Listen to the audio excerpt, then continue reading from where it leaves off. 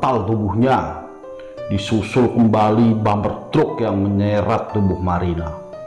Terlepas tubuh Marina dari bumper truk, tak ketinggalan juga roda belakang menyusul, melindas kepala si Marina.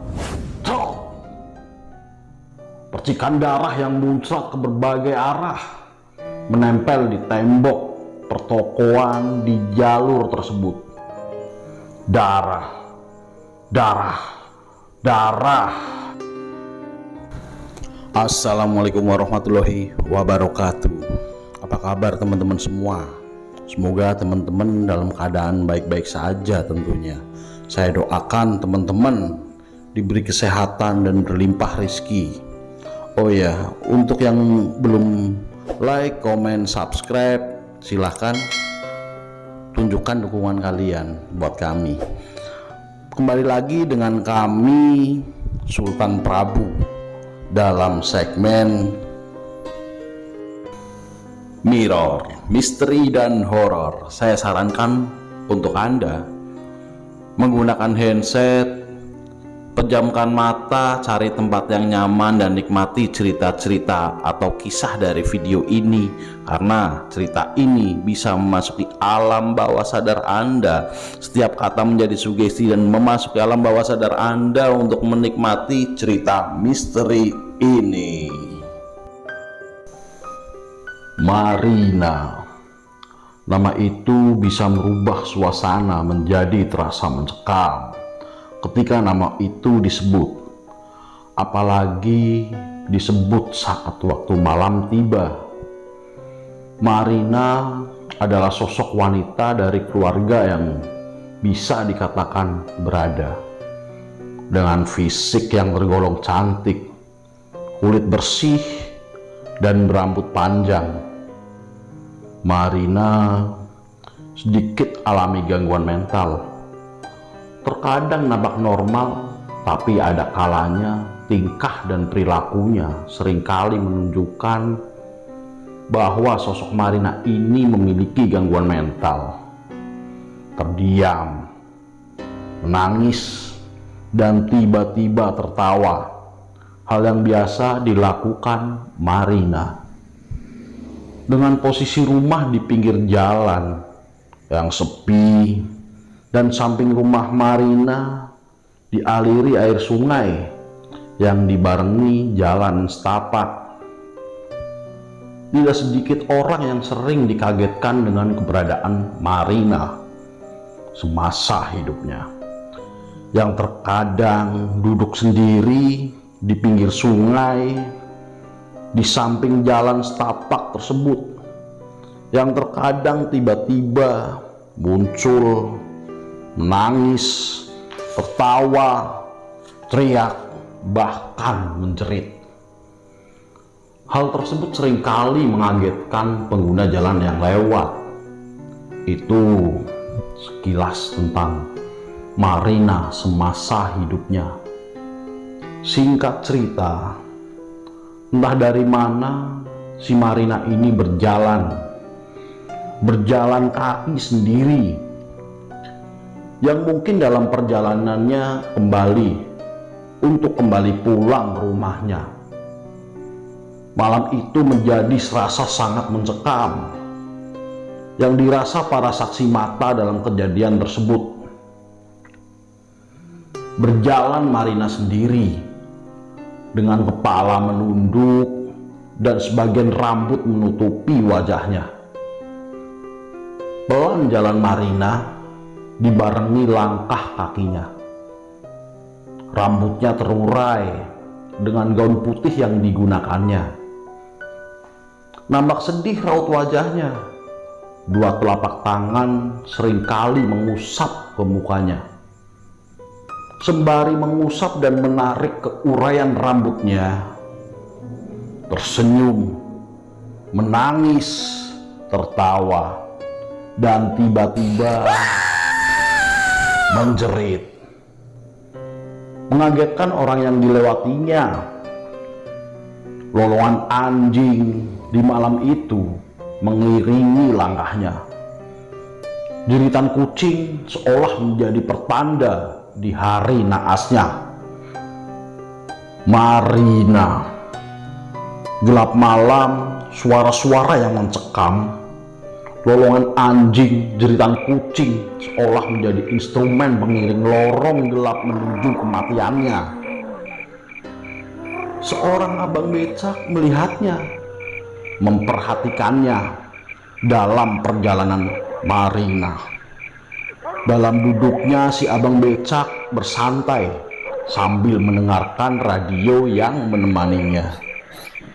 Karena sepi malam dan sepinya penumpang, berharap si abang becak dalam hatinya, semoga orang yang sedang berjalan tersebut akan menjadi penumpang dan perantara rezekinya di waktu itu, di malam itu.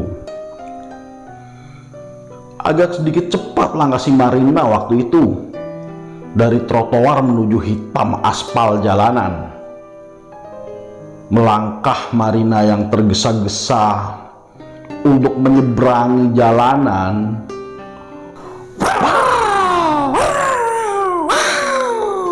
Bunyi kucing yang sambil berlari mengagetkan Marina. Marina menjerit. Berhenti si Marina di tengah jalan tersebut. Tertabrak si Marina. Terpental tubuhnya. Disusul kembali bumper truk yang menyeret tubuh Marina. Terlepas tubuh Marina dari bumper truk, tak ketinggalan juga roda belakang menyusul, melindas kepala si Marina. Truk!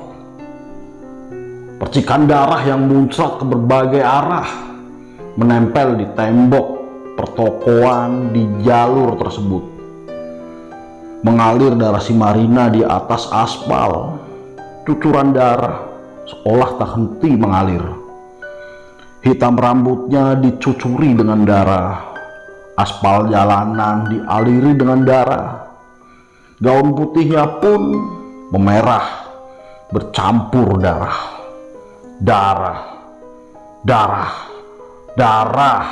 Kaget, bingung, takut. Rasa yang bercampur aduk yang dirasakan abang becak tersebut. Harus bagaimana? Harus seperti apa menyikapi kejadian ini? Terdiam, hanya bisa terdiam. Yang abang becak itu lakukan.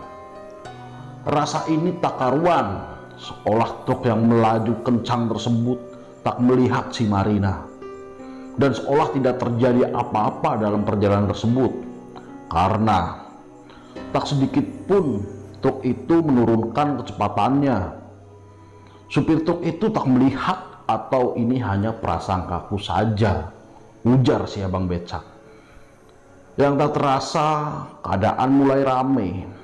Orang-orang mulai datang menuju tubuh si Marina tersebut yang telah terkapar di jalan menjadi mayat. Melangkah kaki si abang becak mendekat. Tak tega, tak kuat, takut, bahkan jijik melihatnya. Dengan muka yang hancur dan tubuh bersibah darah, ketakutannya pun meningkat. Ketakutan akan kejadian tersebut dan bahkan di sisi lain, ketakutan akan menjadi saksi kejadian. Bergegas si abang becak kembali ke becaknya, mendorong becak, menaiki dan menggayuh becaknya menuju pulang. Bayangan itu pun selalu muncul dalam ingatannya. Keringat pun mengucur, entah kecucuran keringat karena lelah atau karena cucuran keringat ketakutan. Sampailah si abang beca di rumahnya. Dengan cepat memarkirkan becak, lalu berlari menuju pintu. Dengan keras pintu digedor. Jo, Bojo, Jo, buka pintu Jo. Ingatannya yang selalu membayangkan hancurnya wajah dan tubuh si Marina lepas lepas matanya dengan cucuran darah dari kejadian tersebut, yang seolah otaknya memutar-mutar memori kejadian tersebut, menjadikan Abang Beca dihantui. Hembusan angin semilir menghempas. Sejenak Abang Becak terdiam, sembari menghirup nafas panjangnya. Kenapa? Hembusan semilir angin ini membawa serta bau anyir darah. Lebih keras lagi Abang Becak gedor pintu rumahnya. "Jo, Bojo, buka Jo." Iya Pak, sahut istrinya. Pintu pun dibuka oleh sang istri. "Anapa Pak? Anapa?" Langsung masuk rumah si Abang Becak. Tanpa menjawab, tanya istri. Pak, anapa?" Tanya kembali istri Abang Becak. "Wis Mak, wis, sesuk bae ceritane," menjawab sembari masuk kamar si Abang Becak.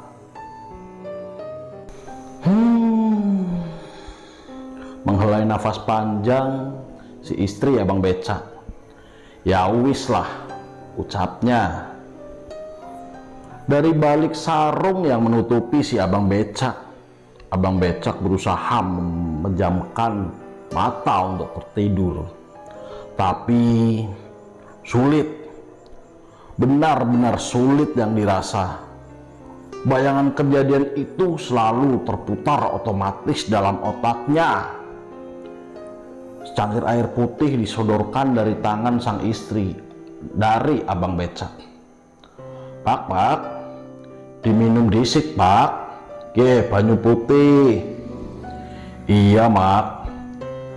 Sedikit lebih tenang yang dirasa Abang Becak setelah minum air tersebut. Kembali merebahkan tubuhnya, memejamkan mata, berusaha lupakan kejadian tersebut si Abang Becak. Tring, tring, tring. Suara lonceng terdengar. "Jo, Bojo, dengar suara lonceng apa ora?" "Iya Pak, paling lonceng becak kena angin," jawab istri Abang Becak. "Oh iya Jo." Gubrak, terdengar jelas suara, seolah ada barang yang dibanting, mungkin seperti suara jok becak yang digebuk ataupun terjatuh. Mak, tak ada jawaban. "Mak, Jo, Bojo." "Wis lah, turu Pak," jawab sang istri. "Suara apa ya Mak?" "Halah, paling kucing pecicilan," jawab sang istri. Sejenak suasana mulai tenang. Rasa takut Abang Becak mulai berkurang. Semilir angin menggerakkan hordeng kamarnya yang tak tertutup pintu. Samar-samar suara itu mulai muncul atau terdengar. Tangisan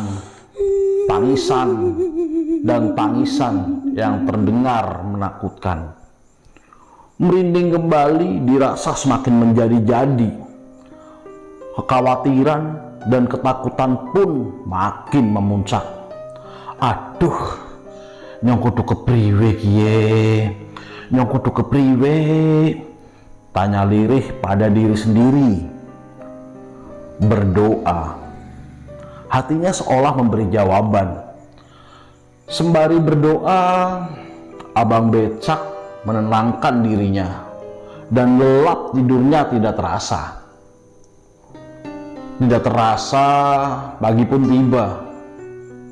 Teh hangat dan sarapan pun sudah disiapkan oleh istri Abang Becak.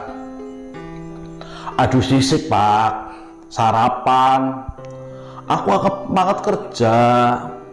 Arep kerja disit Pak," pamit istri Abang Becak. Iya mak, hati-hati, ojo suwi-suwi. Yang dimana istri abang becak itu bekerja sebagai pembantu rumah tangga. Singkat cerita, istri abang becak sampai di rumah majikannya yang ternyata bertetangga dengan si Marina. Sirine ambulan terdengar di pagi itu membawa jasad si Marina. Entah kenapa di pagi itu dibawa.